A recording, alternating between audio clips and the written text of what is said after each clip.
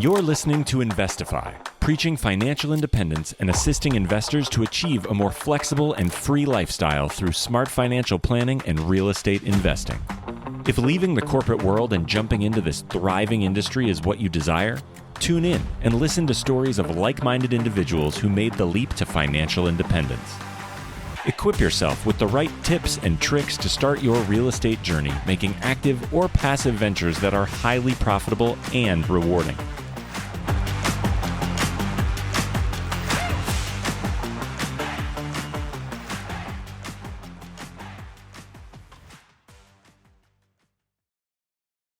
What's going on, everybody? You are listening to Investify. My name is Craig Kurloff, aka the Fi Guy, and I'm here with my co-host, Miss Allie Garced, aka Allie the Agent. What's up, Allie? How you doing today? I'm great, Craig. How are you? I was just dancing great. for you. I got a question for you, Allie, and this might be a little offensive. Are you Miss Garced or Mrs. Garced? Like, does that work when it's like a same-sex lesbian couple? Okay, so I have never learned the difference. I think Miss is like you're single and Mrs. is you're married, but like, is there just two Misses in the relationship? Yeah. Okay, so then yeah, both of us are Mrs. Okay. Yeah. Okay. Mrs. and Mrs. All right. Mrs. Allie Garced. I'll probably still call you Miss. Sorry. Yeah, Mrs. makes me sound old. Don't ever call me Mrs. Mrs. makes you sound old, and Yeah. I don't know what got into your wardrobe this morning, but I'm not seeing colors, which is like, what is going on? You're right. Yeah. They're all in my laundry, I guess. Gosh, I'm actually packing because I fly out tomorrow. That makes sense. You're just wearing your undershirt right now, and then the color comes over it. Exactly. Well, Allie, what's new in your life? Any big changes? Actually, something on my mind right now is I just started the shred method. I'll keep you guys posted as to how it goes. But have you heard of the shred method? Adam Carroll's, like, his whole business thing is essentially shredding your mortgage, like getting rid of your mortgage fast by using a HELOC, like simple interest of a HELOC, instead of like to pay down the compounding interest of a mortgage. So I'll keep you posted as to how it goes, but it says that I should pay off one of my properties in like a year and a half, and otherwise it would be like a good 15 years left. Wait, hold on a second. So you're saying take a HELOC out on a separate property. On one of your properties. On one of your properties. A HELOC, yep. You take a HELOC and then you pay off the mortgage balance that was there, and now you've got this HELOC, which is an interest payment, plus you pay down the principal when you want. Is that right? Almost. So instead of you taking the full HELOC and just throwing it at the mortgage, which is a lot of times never enough to pay off the mortgage, it's you utilizing the HELOC as a checking account. Now, I could be like not saying this correctly, but essentially your commissions or your income going into your HELOC instead of like a checking. And because the HELOC, this is going like so deep in the weeds, and I'm still learning this. I'll keep you posted as to how it goes. But all income coming into the HELOC and all debts coming out. So your HELOC is paying your debt, your cars, your mortgages, your credit cards, everything. Because the way the HELOC is works is that it's off of like the average daily balance. So if you keep that shit low, then you're paying way less on simple interest of the HELOC instead of the high interest of a mortgage. What if I feel like all my HELOCs are more higher interest rates than all my mortgages. Is that just weird? I think that's pretty common. Yeah, HELOCs are typically higher than interest for mortgages, but it would be cheaper because it's like based off the daily average, which you're going to keep low. Yeah. I see. Okay. My head hurts. I feel like I just got hit over the head with a Rocke. With a pan? Yeah. Or a pan. with a pan, yeah. Yeah. With a pan filled with rice. And you're going to get what we're talking about if you listen to about halfway through this episode. And we got my boy Chad Rocke on the team, or on the podcast. He is our lead agent here in Denver, and he's just literally crushing the real estate agent game, but also crushing this arbitrage thing. He's picked up quite a few investment properties, and does it in a fun way. Just jump off the cliff and build it on the way down, and tells us some good hard lessons. But yeah, definitely listen all the way till the end to hear some of the most spicy stuff that we chat about in the final four.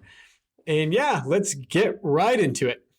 This episode of Investify was brought to you by the FI team, a team of investor-friendly agents that service all 50 states. If you are looking to house hack, to invest, grow your portfolio, and want a true investor-friendly agent on your side, go to thefiteam.com and click Get Started, and we can't wait to have a good conversation with you. Chad the Dad Rocke, welcome to the show, my friend. How you doing today, bro? I'm doing awesome. This is a long time coming, This so has I'm been excited. a very, very, very long time coming, and I feel like with your name, you need to be like running up the stairs and whatever that Philadelphia like State House or whatever, and like doing one arm push-ups. Is that kind of what you feel like every morning? I can do that for the next one. Yeah, I do that agree, for the though. yeah. I feel like that's what I hear when I hear your name, and I think this is probably what you felt like when you first heard about financial independence, and so I want to take it back to that. That was the best transition I ever had, by the way. Great transition, Craig. So you thought about house hacking, or you found out about house hacking, like you discovered that, like that was like you were the inventor of it in your own mind, even though maybe people were doing it before and it was a thing. Is that right? Yeah, I think you nailed it. I did not read Craig Curlap's book or know anything about house hacking at all, and so yeah, it just seemed like a good idea. And this was in 20 August of 2015, and I got this duplex. It was 187,000. Nice Wisconsin Midwest prices. Wow. Yeah, and there was a renter already upstairs. He was paying, I think, like 700. And then I moved in downstairs, and I had a buddy live with me, and he was paying like 500, or no, 600. So my mortgage was like 1,400. I was getting $1,300 in income, so I was paying $100. And like from that moment, it's like I'm not. I don't need to be a millionaire, but I can certainly live off of if I just get four of these houses, someone else pays them off for me. That's my retirement. Like I don't need much more. So it like clicked when I got that house just randomly. You know how we like call Chad the dad? I feel like Chad was the rich dad Rocky. Chad the rich dad Rocky is just embedded in his mind, like he just knows. And man, I love that you just had that kind of insight and intuition and you just bought a duplex. I guess you probably could have done it more efficiently had you known something, right? Or had you been on some research or found the right duplex to maximize it. But we kind of got started there on your first deal, which we call here on the Investify podcast, the for real Real deal. For real deal. deal. Love And it. so this is the first deal that you ever do intentionally or unintentionally, but we want to dive deep into this deal, Chad. And so tell us, you saw it, what you told us was a duplex. You bought it for 187,000. It was in Milwaukee. And so tell us a little bit more about when was this, what time was this at, and how much did you put down, what you're getting for rents, all that good stuff. Yeah. Yeah. So it was like August of 2015. It was 187. I put down, I think 7%.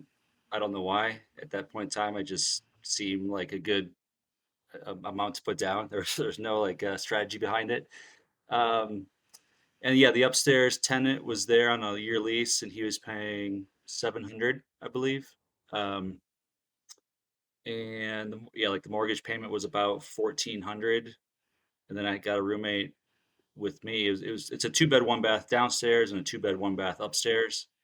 Um, and then he was paying me 600, so that was 1,300 in income, and the mortgage was about 14 or 1450.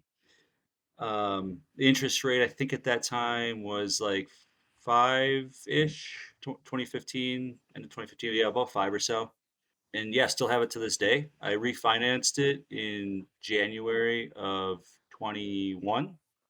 So now that interest rate's like 3.1 or something like that, Mm. 3.2. Um, and yeah, Awesome, man. Yeah. So why don't you you did this first deal, and again, it was with no education, and so I suspect there might have been some mistakes you made, or some juicy stuff, or was it just super smooth for you? Honestly, it was pretty super smooth. I was living there, and then I moved out, and my roommate. I lived there for 1 year with a roommate. Then I moved to San Diego in 2016, and then my friend roommate at the time just continued to live there, and then I kind of cycled through some friends living there. The day that, and then I managed it afar from San Diego. And the day that I got to San Diego, I got a call that there was sewage backed up in the basement, and I was like, oh man, this is gonna be, of course, the first day that I leave. Like, I don't know what I'm getting myself into. So I guess that was kind of a little bit of learning lesson there. So you were self-managing after you moved out to San Diego? Yeah, I self-managed for like 5 years. I was in San Diego for 4 years, self-managing. Really, knock on wood, not really many problems. Water heater went out. I had a handyman. Um, a little bit of turnover. I guess a funny story of I wonder if my friend, roommate, or the tenant will listen to this podcast, but I'll still tell the story. Some roommate drama of he had too much to drink several times and would get in fights with his friends who lived with him, and the friend moved out. They're no longer friends. And then the most recent one was, so I was like a renting by the room strategy with this bottom, and then I had found him another roommate, and he came home, I think, from a brewer game or something, drunk, which is very typical for Wisconsin people to overindulge. And he was mad that the roommate was using his pan to make rice, and he dumped his rice in the garbage and threw the pan at his head uh, Oh, that night. And oh my and gosh. the next day, the roommate called me. It was like, I can't live with Jamie anymore. This is not working out. I'm like, well, what's going on? He's like, he threw my rice away and threw the pan on my head. I'm like, oh wow, yeah, that's not good. And then I called Jamie, and Jamie didn't remember any of this happening. And then yeah, long story short, Jamie ended up moving on, and now I have turned it over to a property manager now. So I would love to expand on that long story short version because I hear a lot about different mentalities of people saying, yes, it's okay to rent to family and friends. And some people are all about not doing that and avoiding that potential drama, even though there could be drama everywhere. So, how did that conversation go? And I'm sure maybe there was like more than one conversation with someone who was your friend, right? Am I tracking that someone was your friend that was also causing some issues? So, how did that go from like, that at that point saying, "Hey, you hit somebody over the head," to him leaving? yeah, yeah, and I've always heard that too, of like, you don't want to rent to family and friends, and everybody has their opinions on it.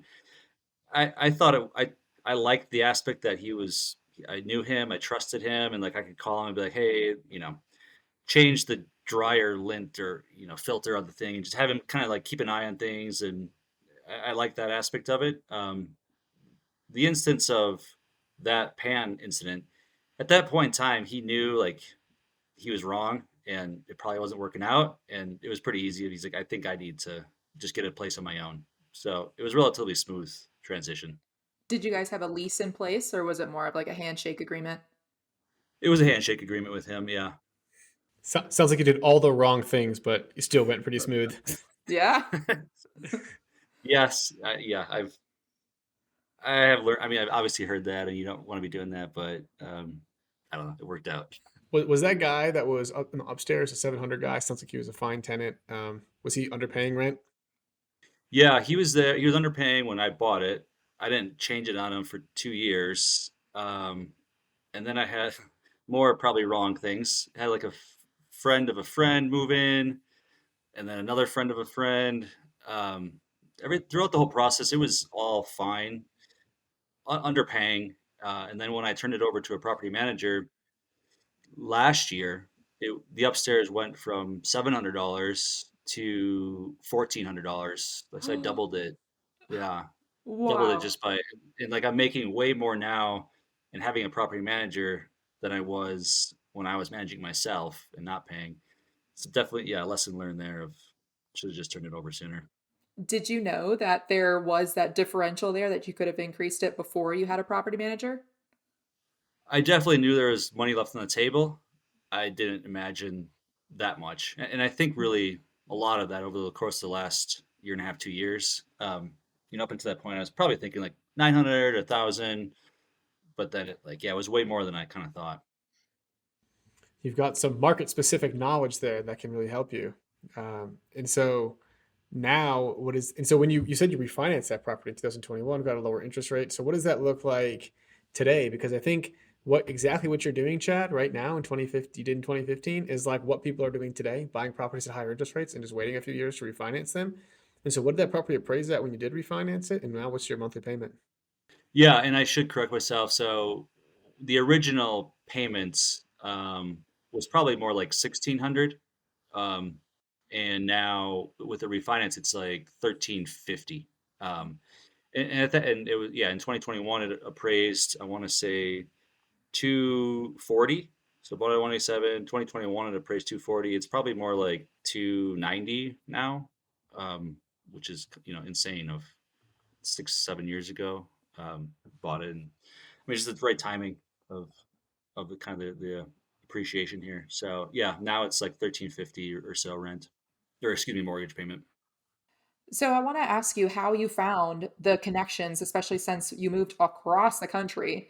And of course, that's when everything falls apart, right? That's when you need a handyman, a plumber, etc. How did you find those connections? And how did you also find that property manager that you ended up using? Yeah, the handyman who I was using when I was managing it, honestly, I think I was just Googling, calling through a bunch of people. At that point in time, I think I knew of Bigger Pockets, but really didn't use it as a resource. And his name is Tom the Handyman, was just on Google, and he's always been relatively he's good. He shows up and he gets the job done. So it was always just, oh no, his name is Just Call Tom is the name of his business. So I just called Tom, and he was good. And then the property manager I found on Bigger Pockets. This was like beginning of last year, and just kind of was looking at Bigger Pockets for a reliable, good, investor friendly property manager. And he's been awesome. What were some of the questions that you asked that property manager to just vet them to make sure that, they were good? Yeah, no, good question. I was really looking kind of into a rent by the room scenario. I was tossing around that idea of doing a rent by the room, just kind of knowing what we know out here now, or like a medium term rental. And this guy was the only guy. Well, not all the people I talked to, none of them heard of that or even thought of that being an idea. This guy actually like listened to me. He's like, oh, like I could do that. If you kind of show me the ropes a little bit, and he was down to explore it for me. And I ended up not doing it, but that was kind of why I went with him, because he entertained that idea. Great reasons. I mean, he was very responsive, and Yeah.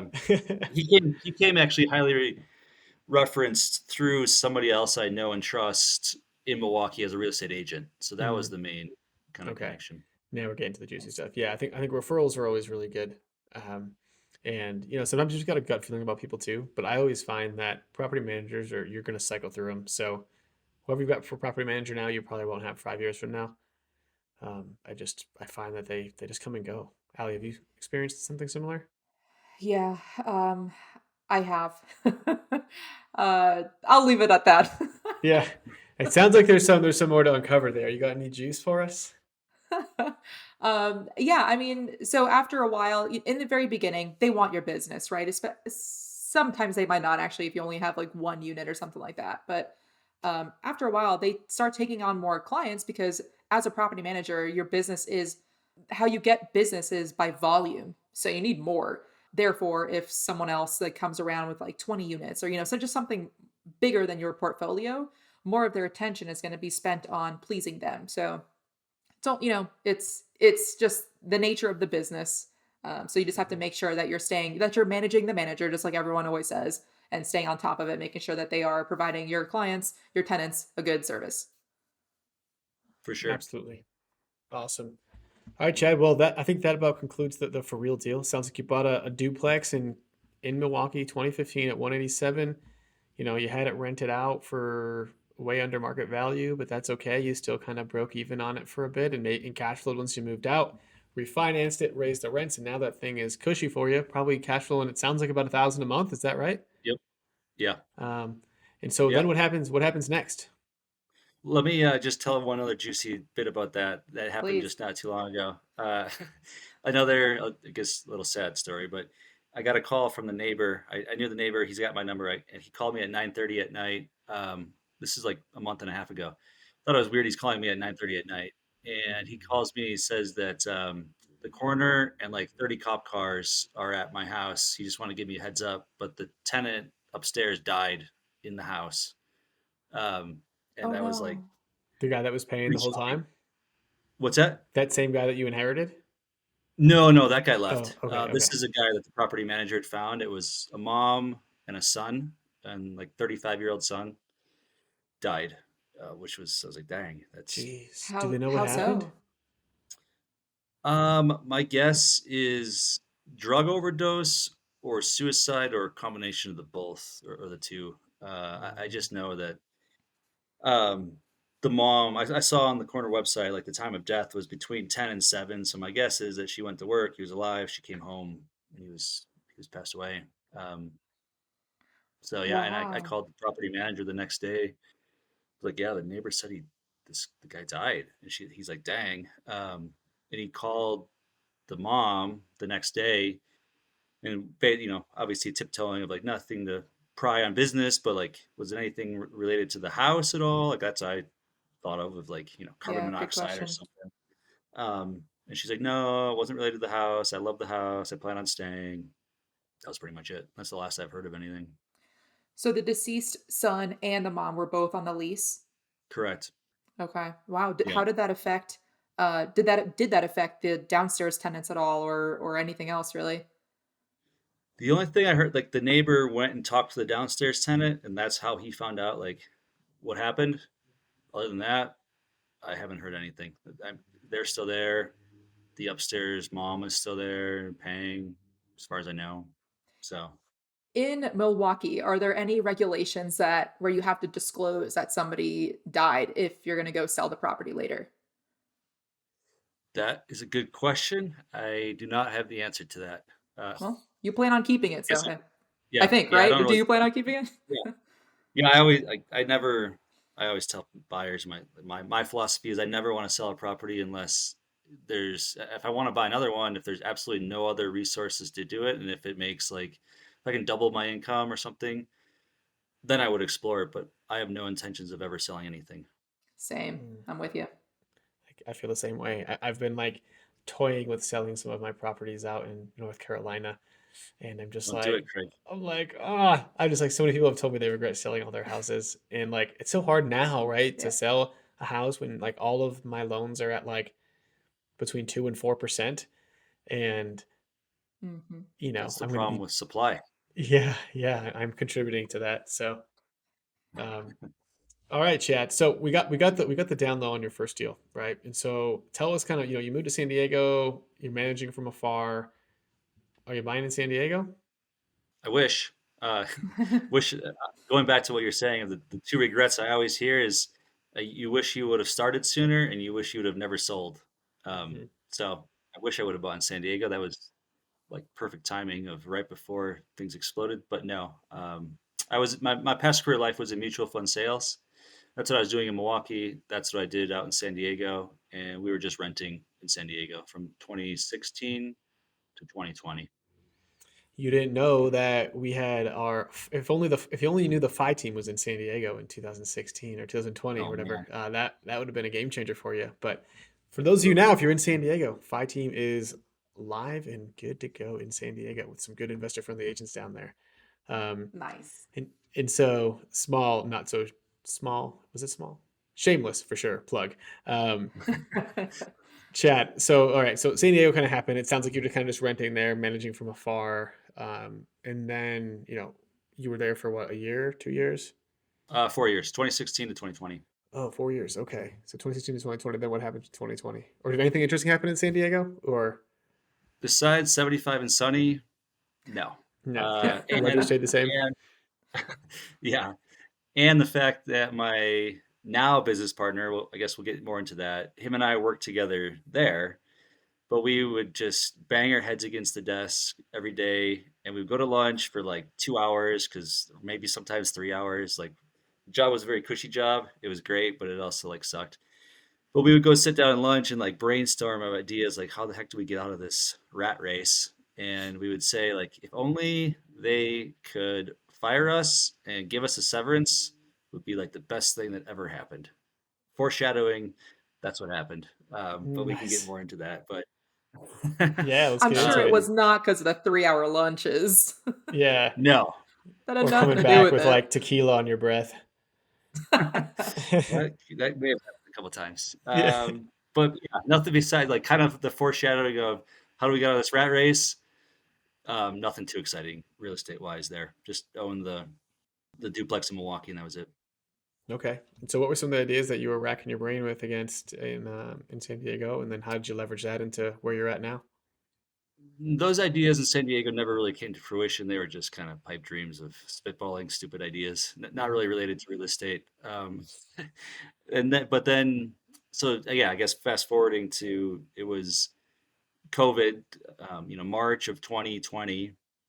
Um, my wife and I were thinking about moving to Denver. We always kind of had it in the back of our brain, like it was a great place to live. One, we wanted to buy a house. Denver is not cheap, but it's much cheaper than San Diego. It was like a condo there. Like, we really don't want a condo, so we can come to Denver and buy a house. Be closer to Wisconsin. It was just a trip to get back, and more so my wife, but a little bit of me of liking the seasons. Like, I could always go back to 75 and sunny, but it is nice to have a little bit of a change coming from Wisconsin too, of seasons changing. So those were like the three biggest factors of, let's switch it up. Um, and then COVID hit, so work from home. So I told my employer, hey, I'm moving to Denver. You can either keep me, or I'm leaving. And they're like, oh, well, you're working from home now anyways. Like, we'll figure it out. That's fine. So moved to Denver in June of 2020. And then like July, the first week of July, got an email. And you know how the corporate emails go, like mandatory meeting in the next 15 minutes. They essentially laid off, or they outsourced the sales team to another company. So here we go. We were all pretty much laid off, got a severance package. It was great. And they kept me on. They said they didn't know if it was going to be a September, it could be December, it could be March of the next year. That they didn't know how long this was going to take. And people were kind of just finding new jobs, going away. And I was at this point in time thinking of like my next move. And so I just stayed on. I wrote the whole thing out, and then December came, and they're like, "Hey, we need someone else to stay on. You have to stay on until March. But if you agree to stay on until March, we'll give you another severance. But you can't leave early." I was like, "Okay, where do I sign up?" Uh, and then January came, and they're like, "Okay, we're done with you. Um, you're on administrative leave. We'll still pay you to the end of March, but you're done working." And so the end of Wow. Allianz was like 9 months of getting paid to do nothing, plus two different severance packages. Uh, That. That's as slow as government work. Dang. Yeah, and I was gonna say, I was like, I need to work for your company just to get fired like the next day. yeah, And so so, that was great. so what were you doing in those 9 months? Like, you just moved to Denver. Sounds like you bought a house, but it sounds like it was just like a home, not an investment property. Is that right? Correct. Yep. Bought a house. Was a house. It's in an HOA, which now I know I probably wouldn't have done that, but it's working out. But and then yeah, I moved to Denver. That's when I actually first got in touch with you, Craig. Of when I first moved, I was looking when I still had a job. I was thinking of like, okay, I have that duplex in Milwaukee. My wheels were just turning. Of I would like to get a next property in Denver, and then we connected on Bigger Pockets. And then 2 weeks later, found out about the job going away. And then at that point, it was Craig. I think you were the one that said like, "Hey, I started a real estate team. Would you ever think about this?" And I was like, "No, but maybe. I guess it's a little scary." At that point, my wife was pregnant with our first child, so it was like leaving this W-2 job, um, no income, no benefits, and so I had a job as a financial advisor lined up, and I called him like the day before, and I told him I'm not going to do it. And the only reason I did it the day before is because this guy ghosted me like 4 times. One time at lunch, he's like the hiring manager, and he just didn't show up for lunch. And like, Wow. Well, he so heard your I lunches were returned 3 hours long. Yeah. Just Yeah. kidding. And filled with tequila. He's like, I can't do that. Yeah. And hitting people over the head with pans. Yeah. So I returned the favor on him of, I never showed up for that job. But yeah, You just never showed up? Wait, you signed up and just Well, never showed up? I called him the day before and I said it's not going to work out. And so Oh, I gave him 1 day. I thought you just like signed the paperwork and then just like never came. Oh my God, that would have been hilarious. Oh, well, okay. And so then you came and joined the team, right? Yeah, so I guess take a step back of it, like those last 9 months of 2020, I was just studying to get my license. I got officially licensed in it was like January of 2021. Allianz, my last company, that officially ended March 31st. And then those, the last couple months of 2020 and the first couple months of 2021, I was kind of just working with the FI team and starting to get onboarded. And then April 1 of 2021 is when I officially was done with my past career life and started the agent life, was April of 2021. Awesome. And tell us a little bit more about your agent life and like, I mean, there's a big switch from going from W-2 kind of finance role, sales role to, again, you got a pregnant wife, you've got no income coming in. I mean, everything is Yeah. commission based. And so like, obviously it was scary. Like, but tell us a little bit about that mindset shift you had, how you got over some of that fear and how you Yeah. became so successful too. Yeah. It was really my mindset on it was I might not make a dollar. And like having that severance, I was like, okay, I got like 4 or 5 months to maybe make this happen. If I don't make a dollar, at least I'm going to make some connections, learn some things about investing, talk to contractors and lenders and learn from you, Craig. And if nothing else comes of it, at least I'll always have that, and I'll just go back and find another W-2 job. So that was my mindset of doing it. And then, yeah, it was like April, the onboarding process, and then May, like we got a client in, and then it just kind of spiraled of, I don't know, I was loving it, like super passionate about it, probably working too much, but I was really enjoying it.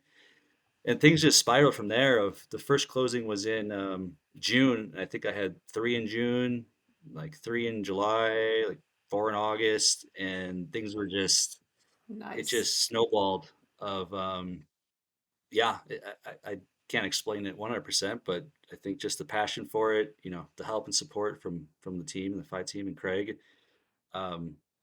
things just worked out. Yeah. And yeah, I've always been impressed, Chad, with like the growth you had, and you still have. And it's just incredible, right? To like, hey, you like you hear most people who are real estate agents in their first year, they're lucky to do 6 deals in their whole year, and you did it in 2 months, right? And so I just think that's an incredible testament, Chad, to like how good you are. But like, was there a secret sauce like that you had, like in either acquiring leads or converting them or making them feel comfortable? Because I'm sure there's some real estate agents that listen to this podcast, or this could be benefit in any type of role. Especially not being from Denver. Yeah.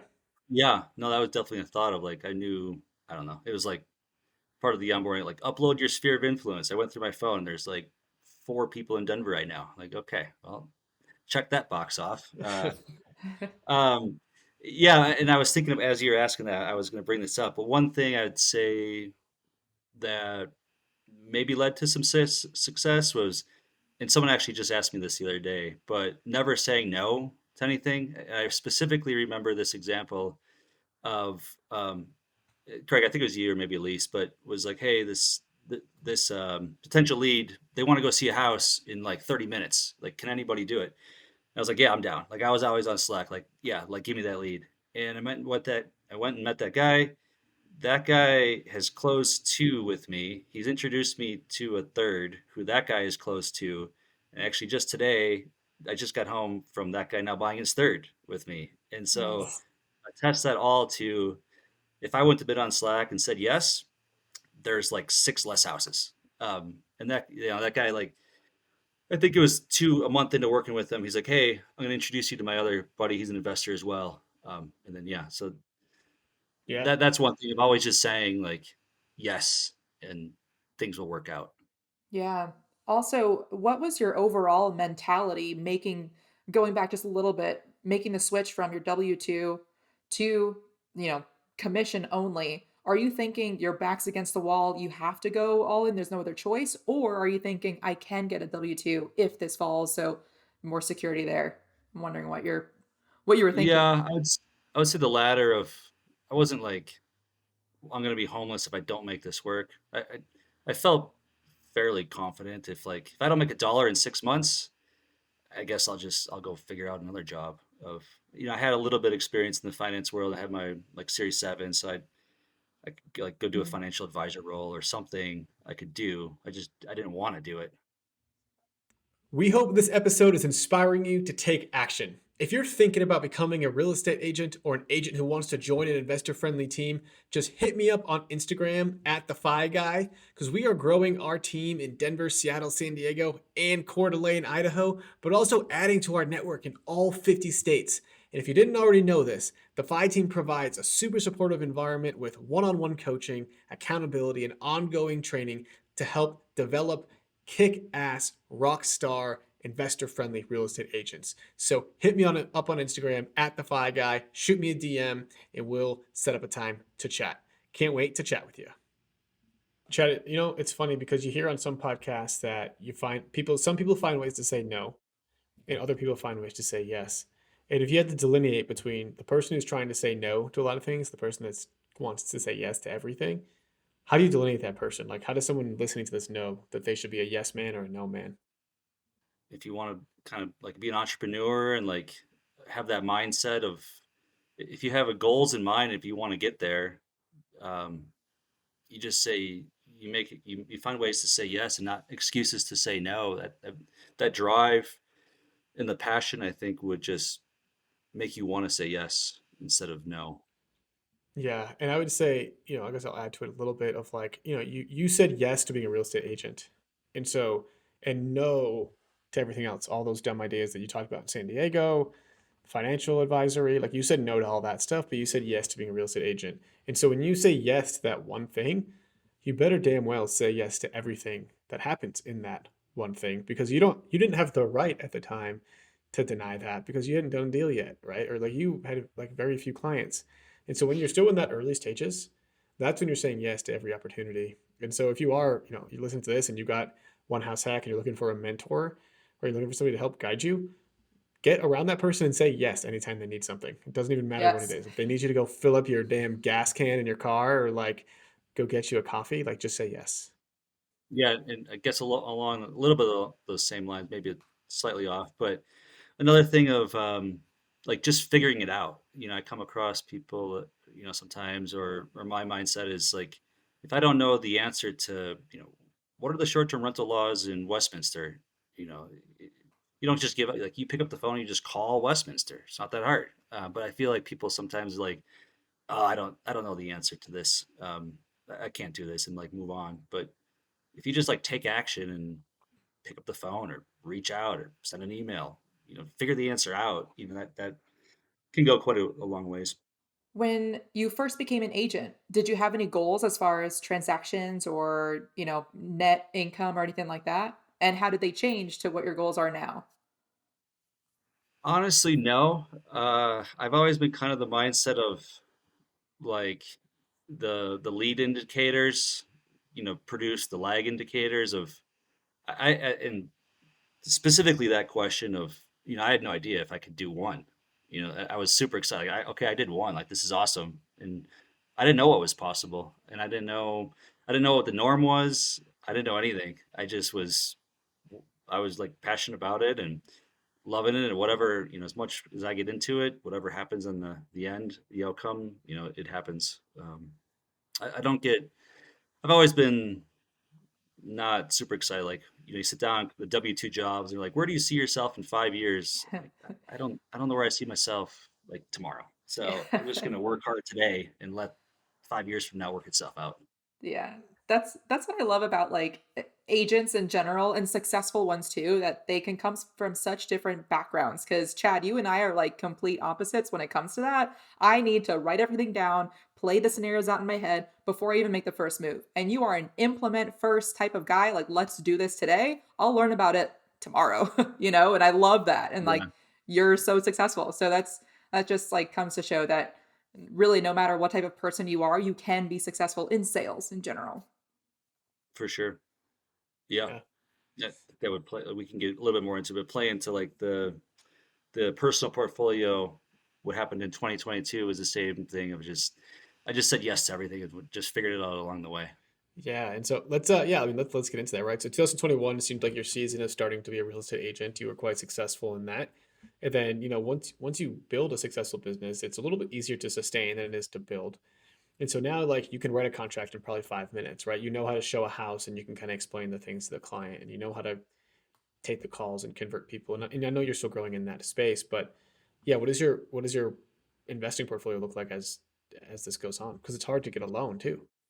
Yeah, so it was really September of or maybe August of 2021. So not really too far into this. My first several months were just focused on the rent by the room strategy. I knew of short-term rentals, but I didn't know the laws of the different areas. I didn't really know anything about it. So I would working with buyers is like, okay, we just rent by the room, and that was pretty much it. And then I was talking to someone on our team, and a great thing about being, surrounding yourself with a community, that she had a short-term rental. She was living upstairs with her husband, Airbnb downstairs, yeah, living for free, making like $1,000. And I was like, oh man, I need to figure out this short-term rental thing more. And then my buddy, former colleague, the guy that we banged our heads against the desk together, he was at this point in Connecticut, and he was like, "Oh, I just found this website called Bigger Pockets. Like, I think I want to get into real estate." And he's like, "What do you think about this house in South Carolina?" I was like, "Do you know anything about South Carolina? Do you know the areas? Do you have an agent? Do you have a lender? Do you know the neighborhoods? Do you know rent?" He's like, "No, no, no." I'm like, "Okay, well, I'm in Denver. I know, I'm the boots on the ground. I got a good handle on everything." And we ended up partnering up. He had the job still. We partnered up and we bought our first short-term rental just north of Denver. There's actually a house that I had under contract for a buyer. And this guy, I still feel bad for him. He terminated on it, but I was like, this is the perfect house. Chris is my like business partner's name. I'm like, Chris, this is the house. And this guy just terminated. So I remember calling the agent and saying, hey, good news and bad news. Bad news is we got to terminate this contract. There's some inspection items. He doesn't feel comfortable. Good news is my partner and I are going to submit an offer, and we'll get this done like today. She's like, oh, okay, like it sounds good. So yeah, got our first one September of 21. It was a 6-bed, 2.5 bath in Sherwood neighborhood, just north of Denver. We threw it together. And interior decorating is definitely not my strength. And now I've learned. So one learning lesson is like outsource that to people that is their strength. But we put it together and it turned out halfway decent, I would say. My wife still gives me crap that there's a bedroom with a painting of a mountains, and then there's like floral in there. She's like, you can't have floral in mountains. I'm like, that's our still today our best performing Airbnb. So until someone Yes. comments that they don't like the Airbnb because there's florals and mountains, I'm not going to change it. Okay, if you're listening to this episode, that is your goal. That is your mission. Go to Denver, look in the Sherwood area for Airbnbs, find Chad's, and then complain. And then Chad's wife will be your best friend. Yes, do it. um, so yeah, so we got that one, furnished it, put on Airbnb, was doing great. And then my buddy, my business partner, was talking to some other of his friends just randomly, and they had an LLC with 3 houses in Memphis, and they're talking about real estate, and they're like, "Oh, we'd be down with partnering up."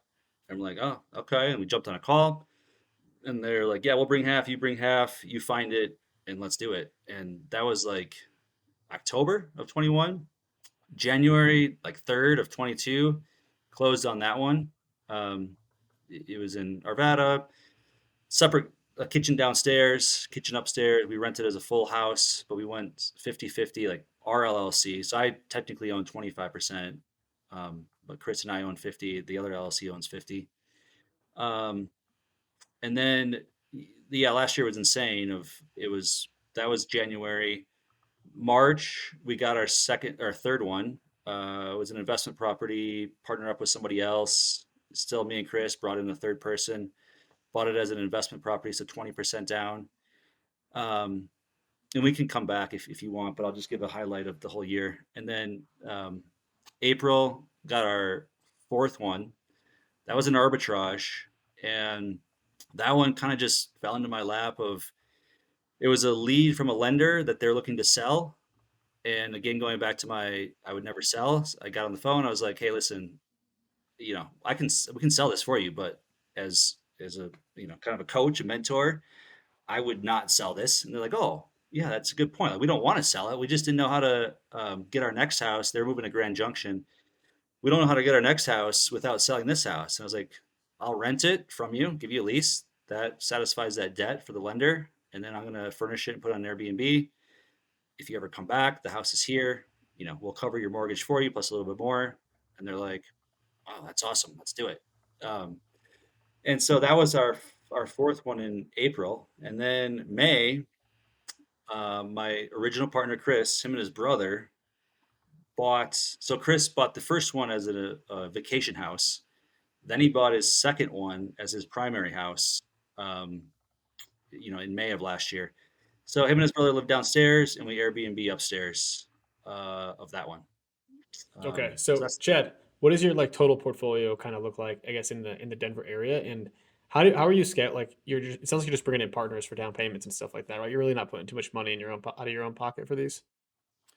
that's the beauty of the real estate world of the agent. So I'm the agent on these. I just take that commission, roll it back into it, and I'm out like a couple $1,000s. I mean, maybe a little bit more, but yeah, I just take my commission, put it back. Like that's my contribution. Mhm. And some of them too, like the 25% ownership. So it's not like I own the full house. 33%, 50%, 25%. So Mhm. yeah, that's kind of how it's been funded through partnerships and I just the see. agent commission.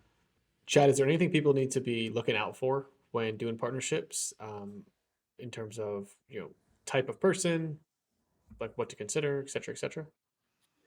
Yeah, I would say I might have a different answer to this in 5 years. Like we're still within the first year and a half of these. And overall, no issues, I would say.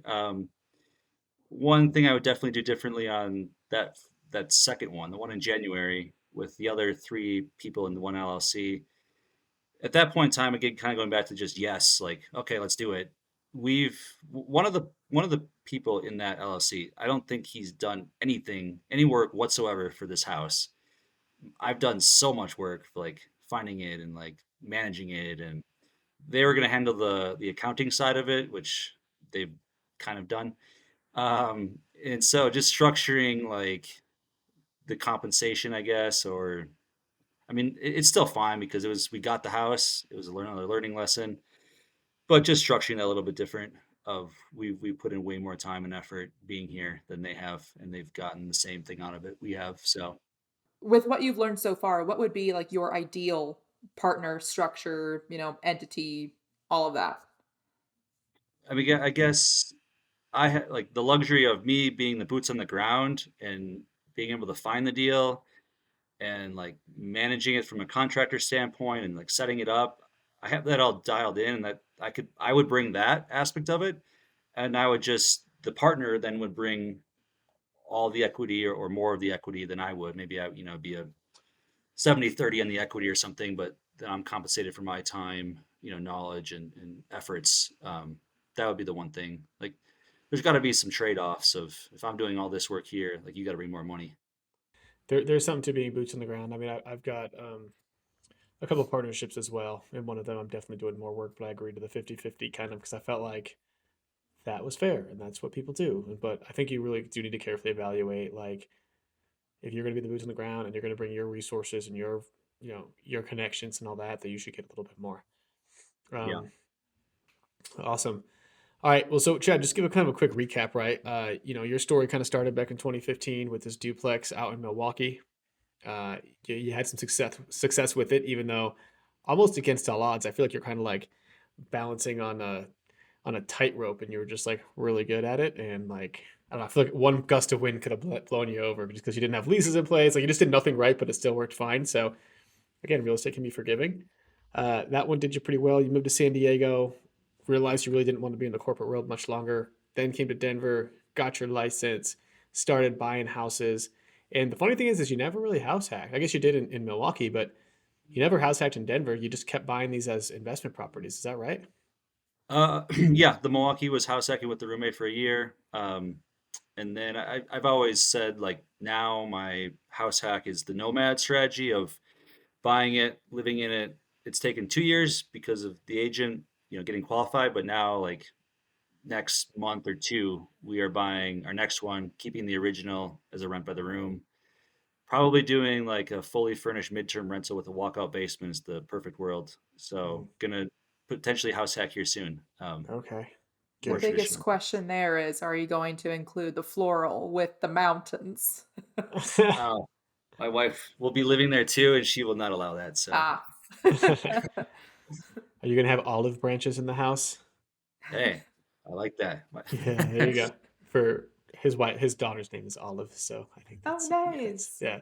Yeah. Um, awesome, Chad. Okay, and then I know, real quick, man, we're kind of coming to the end, right? And but like this arbitrage thing that you did is something that it sounds like I know that you kind of scaled a little bit too.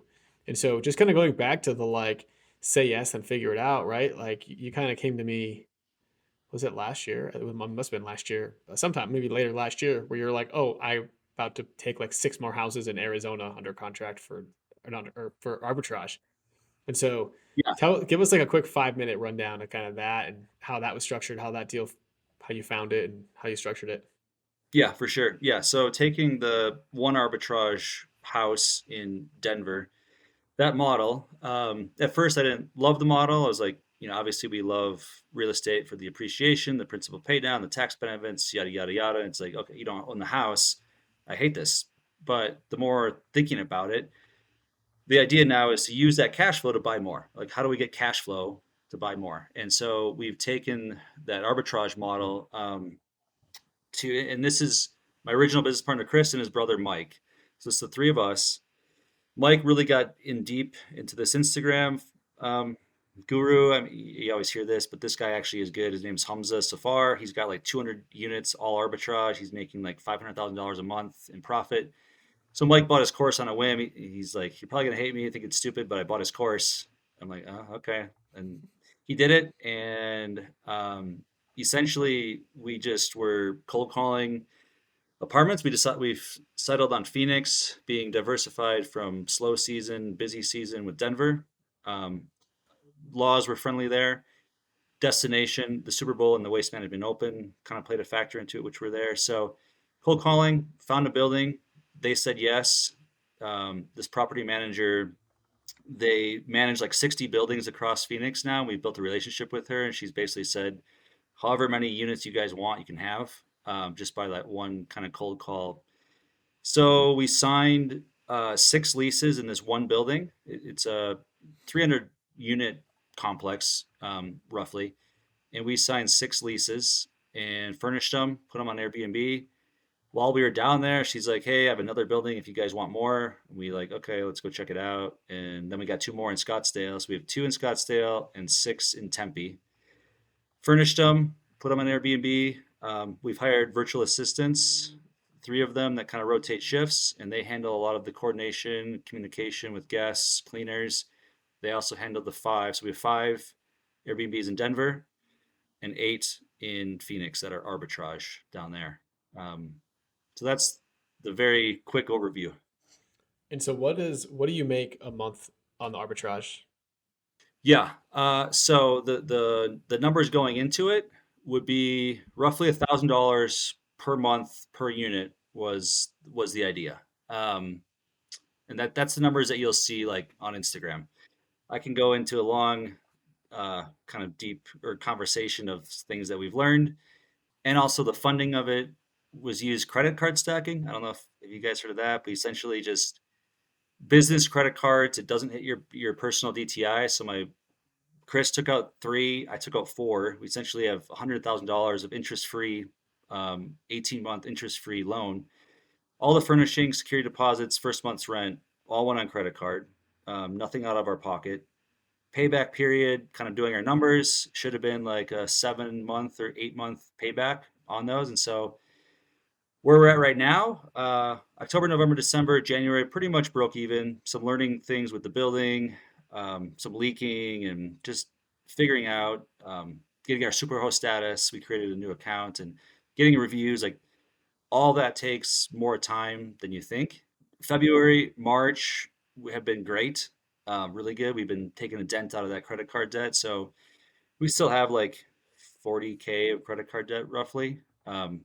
But we've paid off like 35K or so. So to answer your question, still paying that off and getting things dialed in, but we're in a much better spot now. So I would say all these gurus, like the new thing is arbitrage. It can be great, but it's a lot of work, and there's a lot of systems in place you need. Yeah, for the record, as a landlord, I love the arbitrage model. I love renting to arbitrage people. And so, Chad, like next time one of my houses becomes vacant, if you're willing, like I think, probably a conversation that we'll need to have. And, yeah, and I can introduce you to some other people that are doing it too, if that's like a thing that you want to do. But yeah, I think it's a great model for both landlords, and if the tenant's willing to do it, like let's go. But all right, man, we are approaching the end here, man. We are a little longer than usual, but I think I like your story of like, Yeah. at the end of the day, it's just jump off the cliff and build the parachute on the way down kind of thing. And I don't want to be cliff jumping with you. Let's just say that. And so, all right, well, Ellie, you think it's about that time for the final four? We're getting there, Final Craig. four. Or rather, getting there. I'm getting there. Yeah, we'll say you're getting there. I'm getting there. I'm there. You've gotten there. All right, Ellie, kick us off. All right, number 1. What are you reading right now? Oh man, nothing currently, to be honest with you.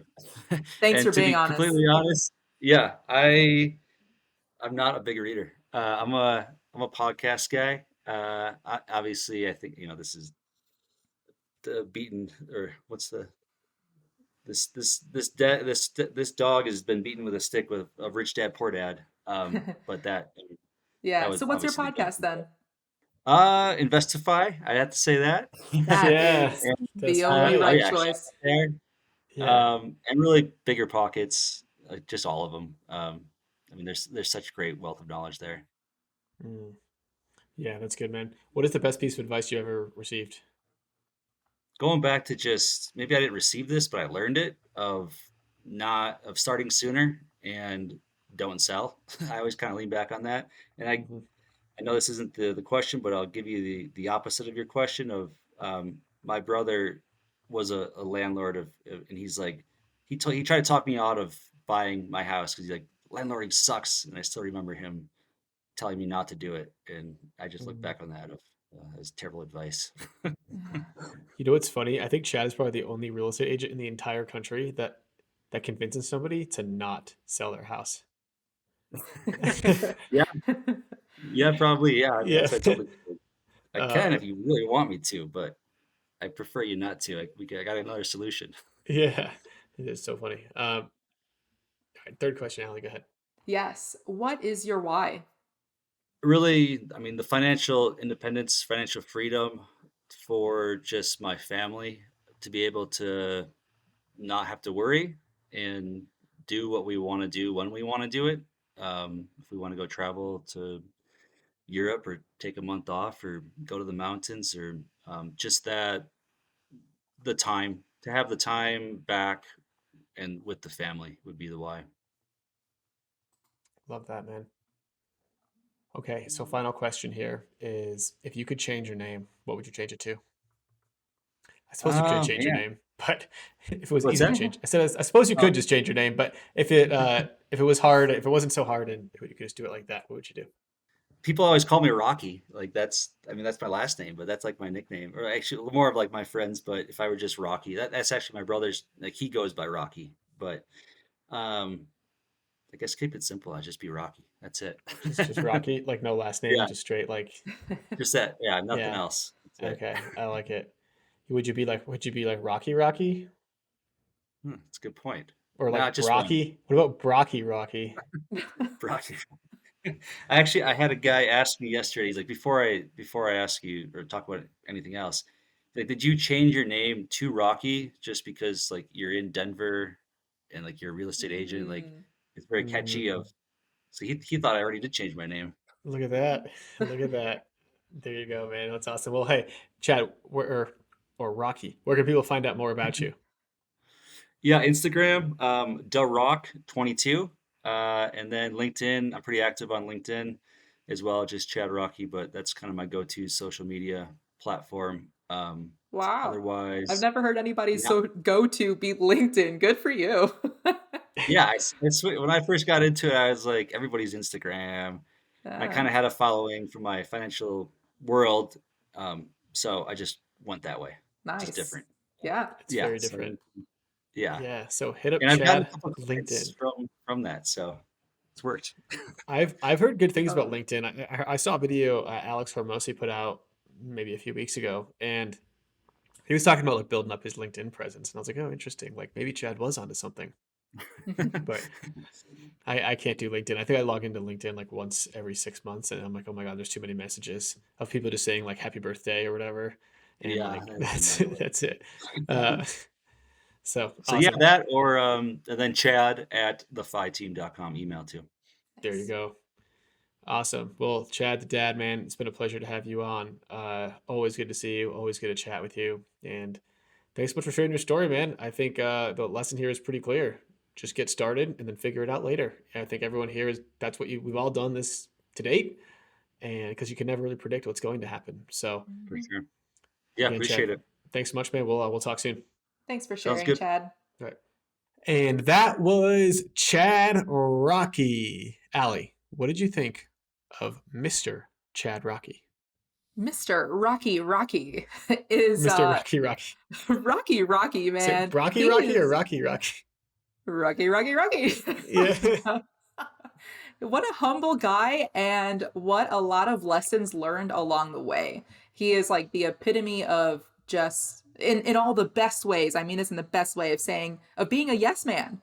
Like yes to opportunities, let's figure it out later. Like let's read the book later or let's not even read a book. Let's just get life lessons of doing, which is awesome. Yeah, I mean, if you think about every aspect of his story, he bought a house hack without ever reading a book or listening to a podcast. He became a real estate agent without knowing anything about becoming a real estate agent. He bought all these houses with people not knowing anything about buying houses with people. And so like Or he kind partnerships, yeah. or partnerships or all that. He was just like, you know what? Like you made it this far in life. You know there's tons of resources out there these days.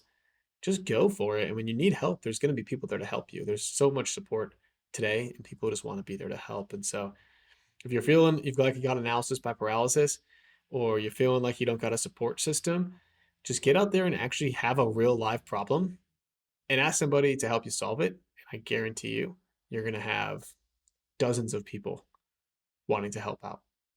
Yes, I wish I heard this episode when I was suffering through my own analysis paralysis because I wanted everything to be perfect. Nothing's ever going to be perfect. Nothing's ever going to go the way that you want it to go. And so look at these people that are not reading, not overanalyzing. They're just doing and learning and making shit tons of profit. So you can do it too. Just do it. Yep. Nike has something to that saying. Um, awesome, Allie. Well, guys, we ask for this pretty much at the end of every episode, and I think you guys know it's coming if you're regular listeners, but if you haven't already, please leave us a rating and review. We like to read those. We like to get some feedback. And yeah, it makes us feel like we're not just talking to ourselves here, but we got an audience. And so, yeah, feel free to hit us up on Instagram. I'm the Fi Guy. Allie is Allie the Agent. And yeah, shoot us a DM. We'd love to just get and talk and interact with you. And yeah, with that being said, we'll see you guys all next week. See ya. That's it for this episode of Investify. We hope that these nuggets of real estate wisdom lead to more savvy financial planning and a clearer path towards financial freedom. For more content like this, subscribe to the show at investify.com. Don't forget to leave a rating and share it with your friends. Together, we can transform more real estate newbies into successful and clever investors. Thank you so much for listening. See you on the next one.